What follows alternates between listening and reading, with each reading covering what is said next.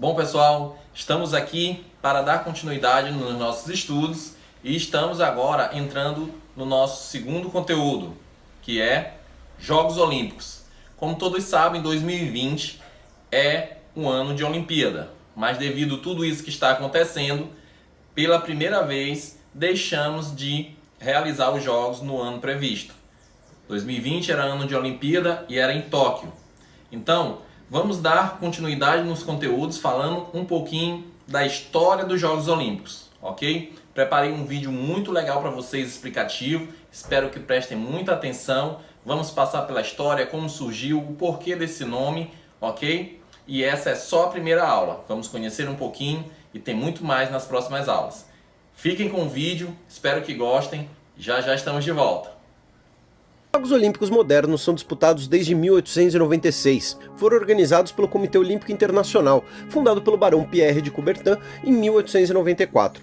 Diversos eventos na segunda metade do século XIX buscaram resgatar o antigo espírito da Olimpíada. Isso se deve por dois contextos.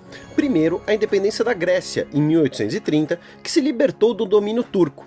Reviver a Olimpíada era parte do movimento grego, tanto para valorizar sua cultura como para angariar apoio e simpatia de outros países. Outro contexto importante é o da segunda Revolução Industrial. O crescimento econômico e as inovações tecnológicas causadas pela Revolução causaram diversas mudanças sociais por todo o continente. É nessa sociedade moderna que temos o estabelecimento de novos esportes de massa, como o futebol, e a consolidação da prática de atividades atléticas por um grande número de pessoas. Além disso, invenções como o telégrafo e a expansão de ferrovias e de linhas marítimas possibilitavam a realização de jogos que reuniam um número cada vez maior de pessoas. E os Jogos Olímpicos na Antiguidade? Eles eram uma homenagem pan-helênica a Zeus, o principal deus do panteão grego. Seu propósito era reunir gregos de todas as cidades-estado e colônias para homenagear Zeus. Por homenagear o principal deus, a Olimpíada acabou sendo a competição maior e mais importante, mas tínhamos outras três. Esses jogos eram organizados num ciclo de 4 anos, chamado de Olimpiada. O nome Olimpíada tem origem no Monte Olimpo, onde residiriam os deuses gregos. Os primeiros jogos foram realizados em 776 a.C. e os últimos em 393 d.C., quando o imperador romano Teodósio baniu rituais considerados pagãos para estabelecer o cristianismo como a religião estatal romana, ou talvez por terem sido derrotados por Asterix e Obelix nos jogos. Em todo esse tempo, as modalidades disputadas não foram as mesmas, mas as principais foram arremesso de disco, corridas em variadas distâncias, salto em distância, corridas de carruagem, que podiam ser bigas, trigas, quadrigas, e uma corrida de hóplitas, em que os homens carregavam um escudo de bronze. E só isso que carregavam, as atividades eram feitas nus, tirando a corrida de carruagem. A competição era restrita aos homens gregos, com raras exceções, e os vencedores ganhavam uma coroa de ramos de oliveira. Durante a Olimpíada era declarada uma trégua universal, já que a guerra ia contra a homenagem a Zeus. Falamos um pouco disso no Nerdologia dos 300 de Esparta.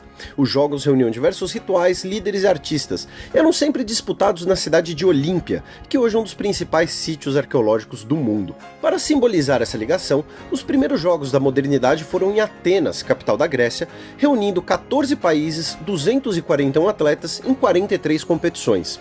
Para compararmos, a Olimpíada do Rio de Janeiro, a 31ª da Era Moderna, é formada por 10.500 atletas de 206 países e regiões em 306 competições. Em 1924, na França, foram criados os Jogos Olímpicos de Inverno, realizados após a Olimpíada, reunindo esportes na neve. Até 1992, os Jogos de Inverno ocorriam no mesmo ano que a Olimpíada de Verão, e hoje as competições são alternadas a cada 2 anos, em locais diferentes e com cidades disputando o direito de sediar os Jogos e, quem sabe, ver os jamaicanos competindo no bobsled. Sim, Jamaica abaixo de zero é baseado em fatos reais. Outra coisa importante sobre os Jogos de 1924 é que foram jogos em que correram Eric Liddell e Harold Abrams, os protagonistas de Carruagens de Fogo, vencedor do Oscar de melhor filme em 1981 e cuja trilha sonora de Vangelis nos deixou a música que virou sinônimo de corrida e de Olimpíada.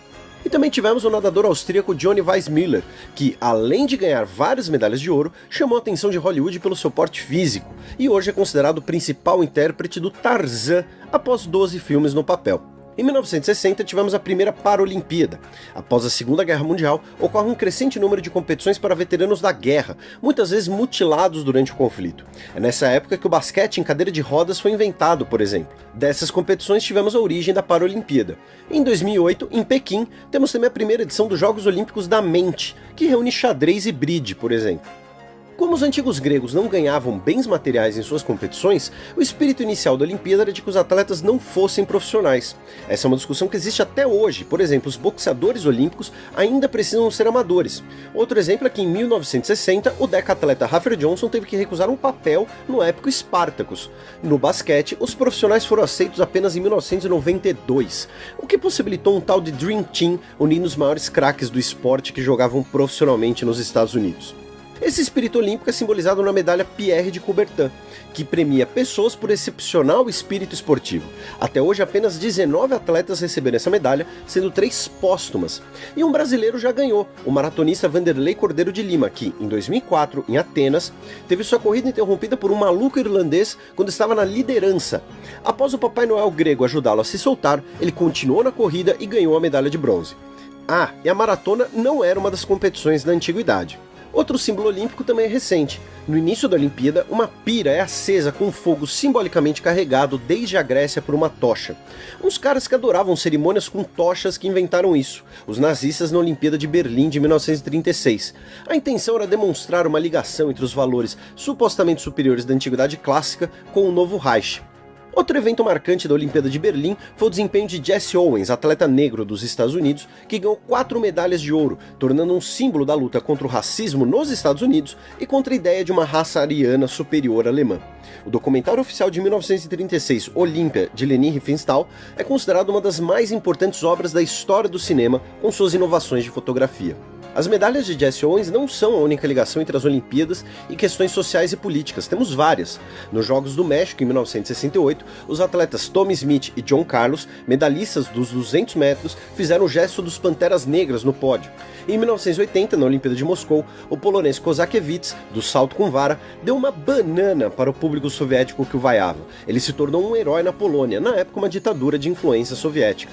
A Olimpíada de 1980 foi marcada pelo boicote dos Estados Unidos e seus aliados durante a Guerra Fria, como um protesto contra a invasão soviética do Afeganistão em 1979.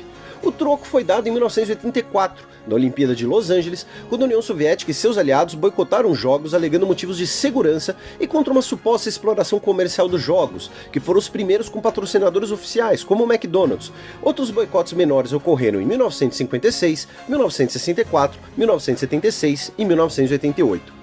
E não foram essas as únicas vezes em que a Guerra Fria foi para o esporte, como a final do basquete de 1972, vencida pela União Soviética, e a final do hóquei do gelo de 1980, conhecida como Milagre no Gelo, vencida pelos Estados Unidos. Além da Guerra Fria, também podemos falar da descolonização nas Olimpíadas, quando ex-colônias europeias na África e na Ásia começam a sua independência.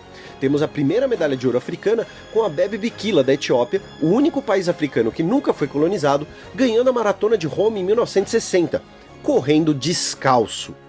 Em 1972, na Olimpíada de Munique, tivemos um marco divisor na história do terrorismo. A organização palestina Setembro Negro invadiu a Vila Olímpica e matou 11 atletas israelenses tomados como reféns, após exigir a soltura de mais de uma centena de presos palestinos e alemães. A motivação seria a vingança pela destruição de 2 vilas palestinas por israelenses, e esse é considerado o primeiro ato global de terrorismo. A caçada aos organizadores do ataque pelo serviço secreto israelense pode ser vista no filme Munique, de Spielberg. Esses são alguns exemplos de como o esporte e suas competições ajudam a contextualizar e explicar a história e a política, e de como o esporte... Bom, estamos de volta, espero que tenham gostado do vídeo. Como vocês viram, né, as Olimpíadas, elas já fazem parte da vida do ser humano há muito tempo, bem antes de Cristo. Então, ela vem crescendo a cada ano e a cada tempo. Como podemos ver também, ela teve a sua parte na era antiga e na era moderna, ok? Esse foi só um aperitivo do que vem por aí. Espero que tenham gostado e vou lançar desafios nesse conteúdo, hein? Vamos fazer os Jogos Olímpicos na nossa casa, certo? Então vamos lá, espero que fiquem bem atentos, pois esse conteúdo é um conteúdo muito legal de ser trabalhado e também a nível de conhecimento. Tenho certeza que muitas dessas coisas que vocês viram nesse vídeo vocês não sabiam. E muito mais vocês vão aprender, ok? Um forte abraço, separem o tempo para os estudos de vocês, foco nos estudos e até a próxima aula. Tchau, tchau!